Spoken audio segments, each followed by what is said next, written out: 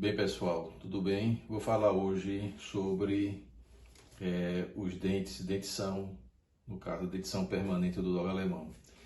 Primeiramente, a gente tem que reparar que a articulação entre a mandíbula e o crânio, o restante do crânio, é uma articulação do tipo que só permite flexão e extensão. Apesar dela ser formada, a cabeça a gente chama, muita gente se refere como côndilo.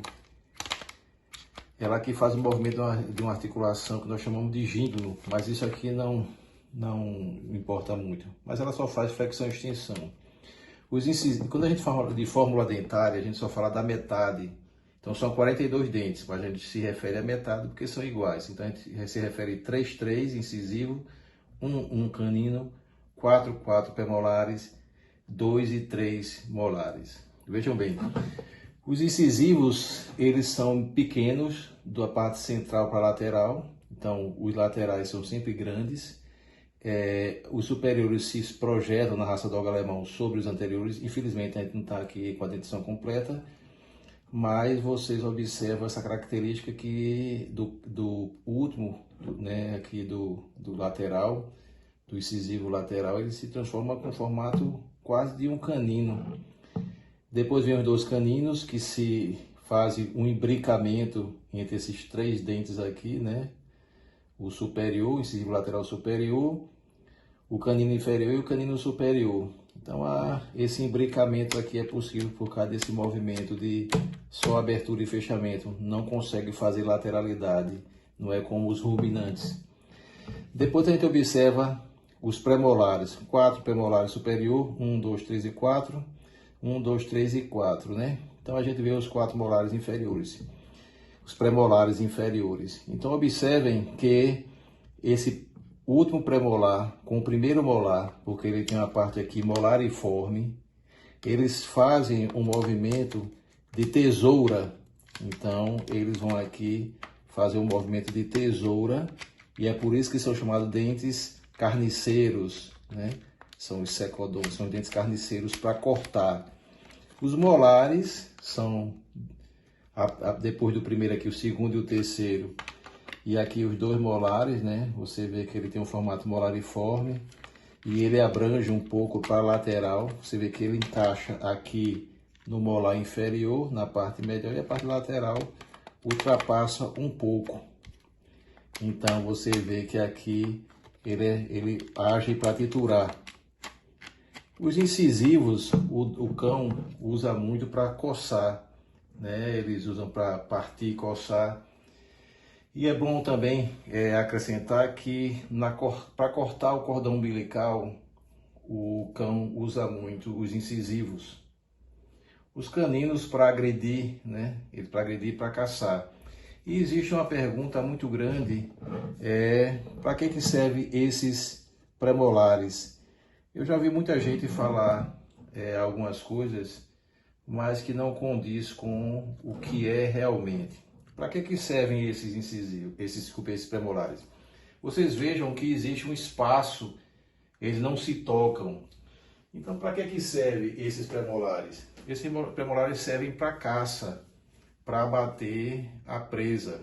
Quando um carnívoro vai abater uma presa, eles passam esses dentes caninos por trás da laringe e traqueia, que é por onde passa o ar para o animal. Então eu vou representar aqui com um tubo, representando o que seria uma laringe ou traqueia, né? Então eu vou pegar aqui um papel, vou transformar ele em um tubo, né? Um tubo aqui compatível com o tamanho desse animal, do dog alemão.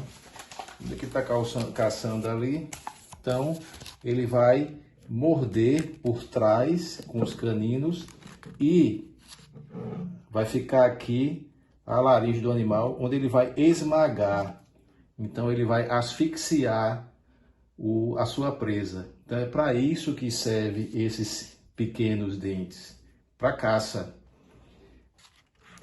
Então, após a caça, ele utiliza esses dentes, ele pode picotar, mas ele vai cortar, o animal coloca a carne aqui na lateral, onde ele vai cortar, mastigar a carne os carnívoros praticamente não mastigam, ele engole em grandes pedaços. Aqui ele pode mastigar algum grão, alguma coisa mais rígida, mas a carne eles não mastigam muito não, eles engolem ela praticamente inteira. Então, no cão, como é o dog alemão, que é um mesocefálico com a tendência braquicefálica, que também o pessoal fica falando, tá? É uma discussão que a gente pode ter mais para frente, entre um cão molosso e um não molosso. O dog alemão é um cão de tamanho médio de cabeça, né?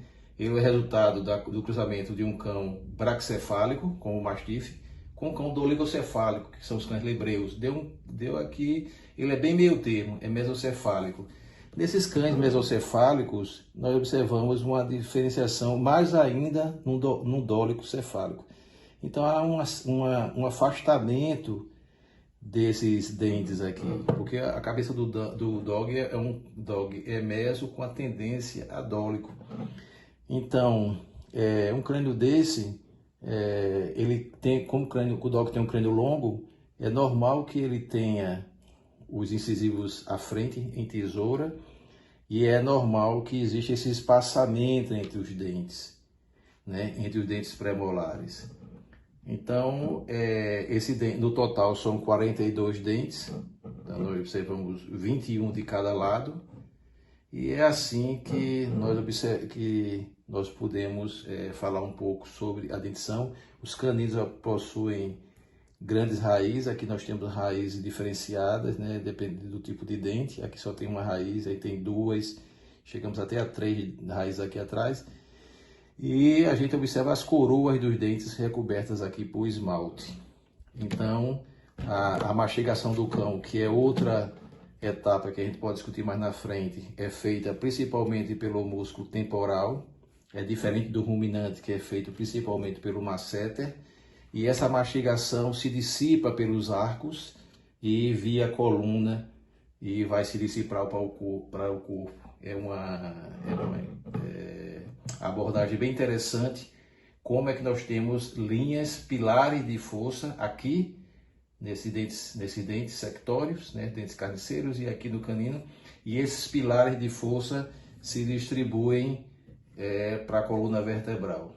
Isso é um ponto que até depois a gente pode conversar, e como isso se modifica num cão braquicefálico, por exemplo, um boxer, por exemplo, né? Como isso se modifica, e por isso que aquele tão grande extravasamento, né? Não extravasamento, mas um salto, uma projeção dos olhos, né? Uma exoftalmia, assim, vamos falar, uma projeção dos olhos desses cães braquicefálicos, de acordo com esse tipo de mastigação.